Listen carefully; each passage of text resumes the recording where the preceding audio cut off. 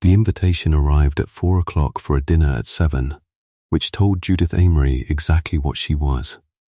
"Colonel Preece is taken ill," said the note, in a secretary's hand, "and Her Grace will not sit down 13. His Grace would be greatly obliged if Miss Amory could be prevailed upon at such very short notice." Not honoured. Obliged. And the words "at such very short notice" doing the work of an apology that nobody had thought it necessary to actually write.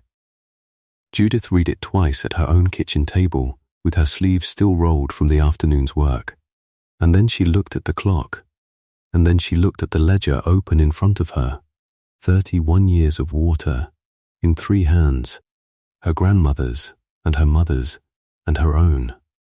And she sat for a while with her chin on her fist, doing a sum that had nothing to do with dinner, because she knew what the dinner was for.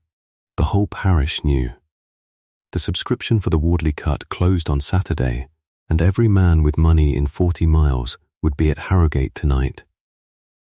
And by Saturday the thing would either be built or it would not. And Judith Amory, who was 30 and unmarried, and kept the mill accounts for a brother who was better at grinding than at arithmetic, was the only person in England who had the numbers that said it could not be built at all. She had written to the company twice. She had written to the surveyor once. Nobody had answered, because nobody answers a millkeeper's sister. She looked at the clock again. "Sarah," she called, "the grey. And I want the flood book wrapped in oilcloth, and I want it wrapped so it does not look like a book." They put her at the far end, past the second candelabrum, between a deaf alderman and the wall. That was correct. Judith had no illusions about it, and no resentment either. She had been asked at 4 for a seat at 7. And a seat at 7 is the seat nobody wants. And she had come knowing it.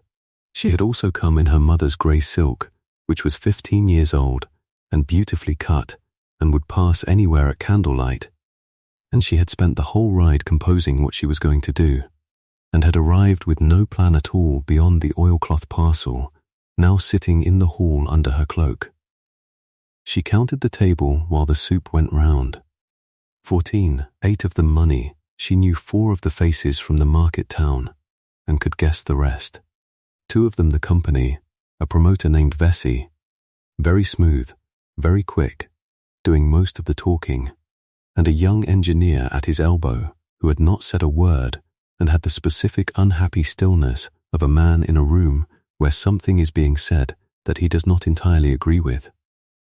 And at the head of it, Robert Cawood, Duke of Harrogate, 38 years old and 8 months into a title he had not expected to have, saying almost nothing and watching everything, which Judith found interesting. She had seen him twice before at a distance. The county's opinion was that he was cold. The county's opinion, Judith thought.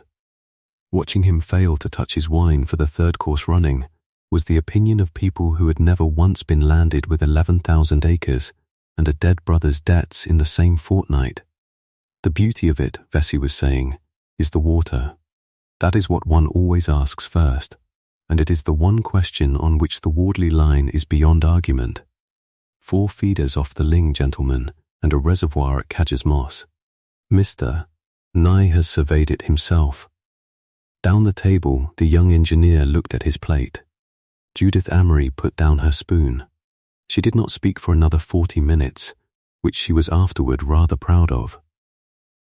She waited because she had learnt, in 30 years of being a woman with a number in a room full of men with an opinion, that the number only works if it is asked for. Say it unbidden, and it is an interruption. Say it when the room has already put the question, and it is an answer. So she waited, and she ate, and she agreed pleasantly with the deaf alderman about the weather at a volume that made the footman wince, and she watched the Duke of Harrogate watch Vesey. The question came at the removes. It came from a heavy man called Lyle, who had, Judith knew, 400 acres of good bottom land at Denbrook, and a great deal of money in the room. Reservoirs all very well, Liesl said. Cadger's Moss goes dry. I've shot over it 30 years, it goes dry every 3rd August, and I'll not put £900 into a cut that's got no water in it in August. Ah, Vesey did not miss a beat. Sir, the impression is a common one, and I am glad of the chance to correct it. Mr. Nye's gaugings, Nye, the figures, Mr. Nye gauged the ling through the summer of 17 and found a minimum flow more than sufficient. It is in the prospectus. Page 4. 17, said Judith Amory, from the far end of the table, past the second candelabrum, quite clearly. 14 heads turned. It is a particular sound, that the sound of a table discovering that the wall has an opinion. I beg your pardon, madam, said Vesey. You gauged in 1817. Judith folded her hands. Forgive me. I am only asking whether you gauged in any other year, because 1817 was the wettest summer in this valley since 1799, and if a man wished to gauge the ling in the 1 year in 20 that would flatter it, he could not have chosen better. The silence went on slightly too long. You are very well informed about the weather in 1799, madam, Vesey said, smiling, and 1 or 2 people laughed, and it was neatly done, and Judith felt the whole room tilt very slightly toward him. I am, sir, she agreed. I keep the mill at Amory Bridge. My grandmother kept it before my mother, and my mother before me, and the 3 of us have written the level of the ling on a board at the sluice every morning at 7 o'clock since the spring of 1789, because a mill that guesses at its water does not eat. She did not raise her voice at all. I have not read your prospectus. I should like to. But I should tell you before I do that I have 31 Augusts in a book at home, and by my arithmetic the ling has failed to carry a mill wheel in 19 of them, and if your reservoir is to be filled off it in the dry months, I do not know where you propose the water is to come from. Nobody laughed that time. At the head of the table, the Duke of Harrogate set down his glass. Miss Amory, he said. Where is the book? In the hall, Your Grace. Under my cloak. She would say afterward that she did not remember the next 4 minutes very well, and this was true. She remembered that he stood up. She remembered that a duke standing up at his own table stops a room the way a hand stops a clock. She remembered him saying something to a footman. And she remembered the extraordinary indignity of watching 2 men in livery carry an oilcloth parcel the length of a dining room, as though it were a christening. And she remembered Robert Cawood saying, to a table of 14, in the mildest voice imaginable, would somebody be good enough to change the seating? I cannot conduct a conversation at 40 feet. Nobody moved, because nobody had ever been asked such a thing.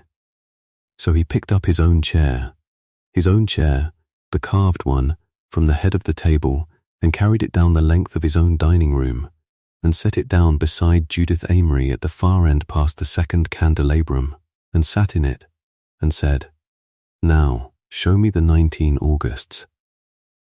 The whispering started before the sweet course. It did not stop for 4 months. The Duchess, his mother, 70 and entirely unbothered by anything that had happened at a table since 1794, watched her son carry his own chair down her dining room and said nothing whatever, and then rearranged the whole of the drawing room afterward so that Miss Amory of Amory Bridge was seated next to her by the fire while the gentlemen were still at their port, and asked her 4 questions about sluice gates. You are being kind to me, ma'am. I am being curious, which is a great deal rarer and considerably more useful. The old woman turned her rings.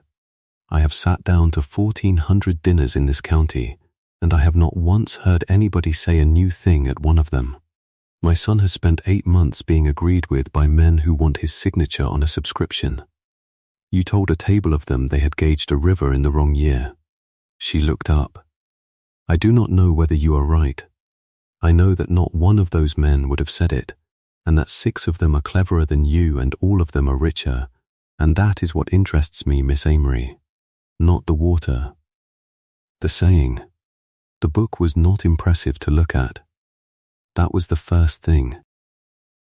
It was 3 volumes, badly bound, the earliest in a hand that got shakier toward 1806 and then stopped, and the numbers were in inches and quarter inches against a fixed mark on the sluice gate, and there were entries about frost and entries about a dead sheep in the head race, and, in April 1811, in her mother's hand, the words no reading. Judith born. You are in it, Robert said. I am in most of it. That is rather the point, Your Grace. It is not a scientific instrument. It is a mill book. It is not gauged flow. It is depth at a mark, and any engineer will tell you within 4 seconds that the two are not the same thing. She turned a page. Which is exactly why nobody has answered my letters, and why I have brought it in oilcloth like a poacher. It proves nothing on its own. Then what does it do? It asks a question, said Judith. 31 years of depth at one mark on one river. If Mr. Nye's gaugings are honest, his figures and my marks will disagree in a regular way. His will be lower in dry years and higher in wet ones, and the shape of the two will run together. If they do not run together, then one of us has written down something that was not there. She closed the volume. I am not able to say which. I have not seen his figures. I have asked for them twice by post and had no reply, because I am a woman at a mill, and I have no more standing to demand a company's papers than I have to demand the moon. Robert Cawood looked down the length of his own table, at his own guests, at a promoter in a very good coat, explaining something to 4 men with money. No, he said. You have not. I have. They did not do it that night, because Judith would not let him. You will stand up now and demand Nye's field book in front of the subscribers, she said low. And Vesey will be very sorry, and it will be at his solicitor's in York, and there will be a delay of some days, and on Saturday the subscription will close regardless, and the papers that eventually arrive will be extremely clean. She kept her eyes on the table. Ask him tomorrow. Privately, in writing, as a subscriber with a date on it. And ask for the field book, Your Grace, not the fair copy, the field book, in the surveyor's own hand, with the weather in it. A man may forge a fair copy in an afternoon. Nobody can forge 4 months of a field book with the rain in the right places. Robert Cawood turned his head and looked at her. You have thought about this before tonight. I have thought about it since March, Your Grace, and I have got precisely nowhere with it. Because thinking is not the same as being able to ask. She met his eyes for the first time properly. That is the whole of what I want from you, and I would rather say it plainly at the outset than have you discover it later and wonder. I do not want money, and I do not want a position. I want a man who can write a letter that gets answered. That is a remarkably small thing to want. It is the largest thing in the world, said Judith Emery, and you have had it your entire life and have never once had to notice it. He wrote the letter on the Friday. Vesey answered on the Monday, all courtesy, the field book was at York. It would be a pleasure. Give them a fortnight. The subscription closed on the Saturday. £900 from Liesel. 6 from the Ellises. 400 from a widow at Denbrook, who had it from her husband's brewery and could not afford to lose it, and 11,000 in all, and every penny of it committed before a single page of Nye's field book left the county. That, said Robert, was extremely well done of him. That was the entire design of the dinner. Judith was standing in his study with her hat still on, which she had done every Tuesday for 3 weeks now, and which his household had begun to have views about. He needed the subscription closed before anybody looked. He very nearly got it closed with nobody looking at all, and I want you to understand, Your Grace, that if Colonel Preece had not eaten a bad oyster on the 12th of June, he would have. That is a very uncomfortable way to think about it. It is the only honest way, and I have thought about very little else for a month. She sat down at last, uninvited, which she had also begun doing. £11,000 and 400 families' harvests, and the whole of it turns on a colonel's supper. Not on the merit of the thing, not on my letters, of which there were 2 and both ignored. on a chair being empty at 4 o'clock. She looked at the fire. I am not being modest, Robert. I am being exact.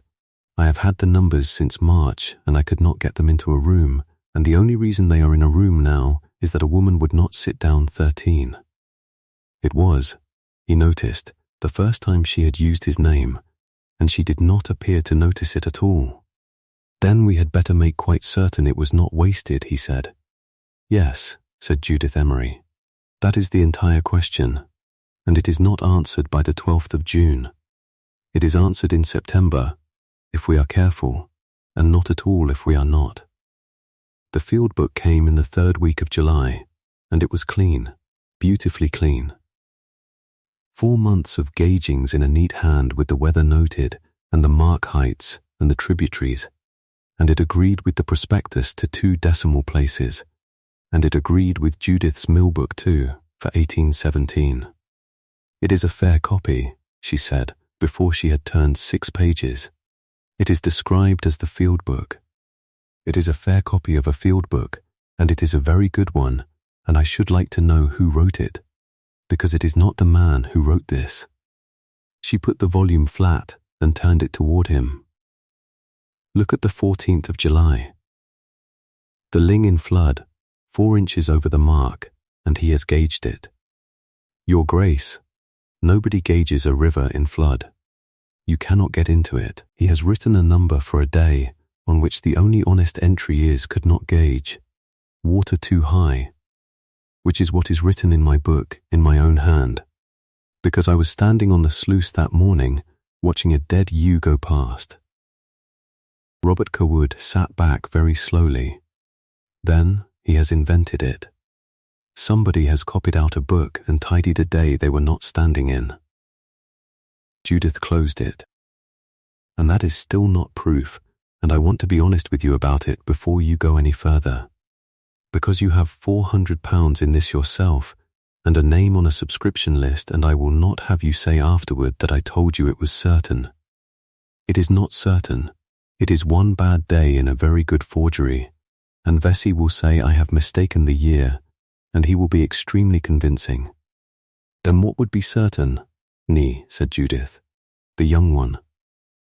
He sat at that table on the 12th of June and did not say one word all evening, and looked at his plate when Vesey said his name, and he is the only man alive who knows which of those 2 books he actually wrote. Nee was found in Leeds, in a lodging house, and he would not see either of them. He would not see them in July or in the 1st week of August. He returned a letter unopened. When Robert went himself, which he did, which cost him 2 days and a good deal of dignity, and which Judith did not learn about until afterward, Nye's landlady said Mr. Nye was not at home in a voice that made it clear Mr. Nye was on the stairs. He is frightened, Judith said, when he told her. You have gone to a man of 26 who has one profession and no money, and told him you are a duke, and you would like him to ruin himself. Of course he will not see you. Then what would you have me do? Nothing. She was quiet a moment. I will go. Alone to a lodging house in Leeds.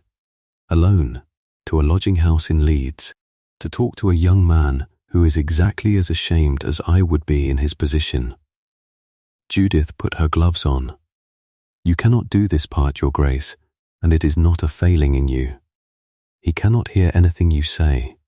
Every word you speak to him has your title behind it, and it comes at him like a hand on the back of his neck. He can hear me. I am a mill-keeper's sister with a book of inches, and no power in the world to make him do anything at all.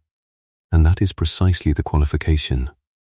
He heard her out in a cold parlour with his landlady in the doorway, and he cried at the end of it, which she had half expected. He had gauged the ling in the summer of 1817. All of it, honestly, every reading, and had written a report in the November which said in terms that the summer of 1817 was anomalous and that no projection ought to be built on a single wet season, and had recommended a second year's gaugings before any prospectus was drawn. Vesey had thanked him. Vesey had paid him. and Vesey had put out a prospectus with his name on it and the recommendation cut, and when Nye had written to object, he had been reminded, courteously, that he was 26, that this was his first engagement, and that a young engineer who publicly disowned his own survey would not get a second one from anybody in England. "I have the November report," he said, "in my own hand, and the real field book, with the flood days blank." "Then why in God's name?" "Because I am 26, said Nye, "and it is the only thing I know how to do, and I have a mother in Halifax. And because for 2 years I have told myself that the cut might hold anyway, that I might be wrong, that the rains might." He stopped. "That is a lie, and I have known it was a lie since the 12th of June, when I sat at a table and watched a woman at the far end say in one sentence the thing I have not been able to say in 2 years. Judith let that sit for a moment.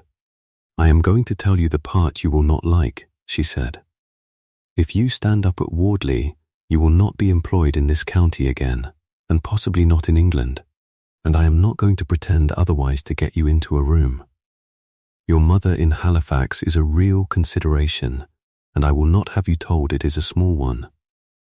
"Then why are you asking me?" "Because I am not asking you." She stood. "I came to tell you that we are going to do it in September, with you or without you. Without you it is a mill book and a boy's withdrawn report, and Vesey talks the room round in 4 minutes. With you it is finished. That is the whole difference, and I have not come here to make it sound smaller than it is." Nye wiped his face with the back of his wrist. "That," he said, "is the first time in 2 years anybody has told me the true size of it. Yes, I have found people generally leave it out when they want something." Judith picked up her gloves. "Wardley, the 4th, 10 o'clock. Bring the real book." They did it in September, at the company's general meeting at Wardley, in front of every subscriber in the valley. And it was, Judith would always insist afterward, not one person's doing, which was why it worked. Nye stood up first, because it had to be Nye. He read his own November report aloud, the whole of it, including the recommendation that had been cut, and then he laid the real field book on the table with its blank days and said, in a voice that shook the whole way through, that he had known since 1817 and had said nothing, and that he expected never to be employed again and did not think he ought to be. Then Vesey stood up and was very good indeed. He was sorrowful, he was reasonable. He observed that a young man's nerve had failed him, that the report had been a draft, that the blanks were nothing, that any competent engineer would confirm the figures, and that he would not have the labour of 400 good men in this valley thrown away on a boy's attack of conscience, and the room began, perceptibly, to come back to him. Which is where Judith Amory stood up at the back, with 3 badly bound volumes under her arm. "My name is Judith Amory. I keep the mill at Amory Bridge." The room turned. "Mr. Vesey says the blank days are nothing. I have here the level of the Ling at 7 o'clock every morning for 31 years, in 3 hands, and I should like to read out what the water was doing on each of the 11 days Mr. Nye left blank and somebody else filled in.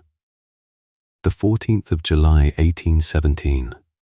4 inches over the mark and rising. My own entry, could not read the gauge, water too high, you carried down from Denbrook. The 18th of July, 3½ over. The 2nd of August, madam, said Vesey, this is a mill book. It is, Judith agreed. It is not evidence, sir, and I have never once claimed it was. It is 31 years of a family writing down what the river actually did, kept for no reason except that we needed to eat, and it has no standing anywhere. But every man in this room can walk to that sluice and look at the mark, and 11 of you were at Denbrook the week that flood came down. And you know what the Ling was doing on the 14th of July, 1817, because you were standing in it. She put the books down. I am not asking you to believe me. I am asking you to remember. And Lissell, from the 3rd row, 400 acres and 900 pounds, said I. My bottom field went under that week. I lost a hay crop to it, and sat down again, and that was the end of the Wardley cut. The Duke of Harrogate did not speak until it was over, which Judith noticed, and which very few other people did. He spoke afterward, once, and only to do the one thing that neither of the others could do. He stood up and said that he had £400 in the subscription, and had lost it, and considered it well lost, and that any subscriber who wished to bring an action against the company would find the costs met from Harrogate, and that he would be obliged if Mr. Nye would call upon him in the matter of the drainage at the Denbrook Bottoms, on which he understood Mr. Nye had views. It was, Judith thought, watching a 26-year-old engineer sit down very suddenly. The most useful sentence anybody said all day. He came to the mill in October, which caused more comment in the parish than anything since the flood. You have not been to Harrogate in 6 weeks. No, Judith did not stop counting sacks. 14, 15, you have been extremely busy, Your Grace, and I have a mill, and I have discovered that a woman who is seen going up to a duke's house every Tuesday is a woman the parish has decided about.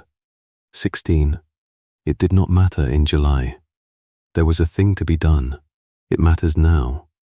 Judith, she stopped counting. I have been 8 months a duke, Robert said, and I did not want it. And my brother did not either, and for the whole of those 8 months every person who has come into my house has come to be agreed with. You came to be answered. There is a difference, and I had entirely forgotten it existed. He turned his hat once. I am going to say the rest of it badly.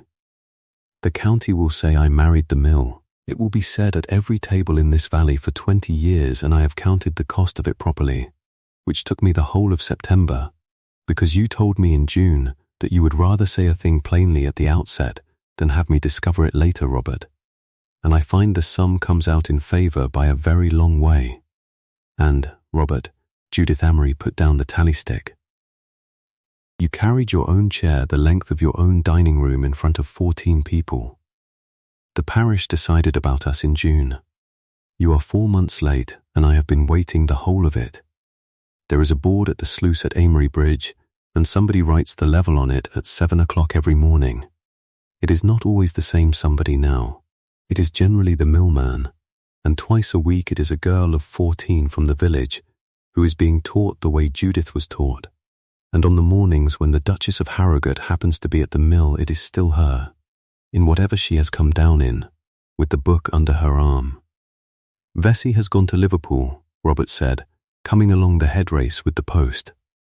Shipping insurance, one gathers. I find myself unable to feel that Liverpool has got the better of the bargain. Let him. Judith wrote the figure and dated it and shut the book. Nye writes that the Denbrook drainage is holding 2 winters. He has put the culverts where I said, and he has written it up properly and put my name on it, which I did tell him not to do. Did you? I told him it would do him harm. He wrote back that he had been told once before to leave a thing out of a report and did not care to make a habit of it. She almost laughed.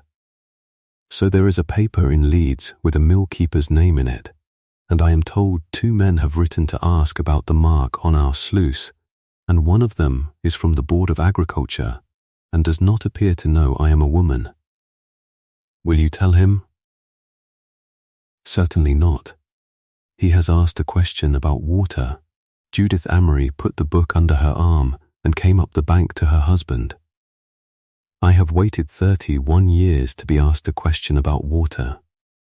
He may find out what I am when he has had his answer, like everybody else.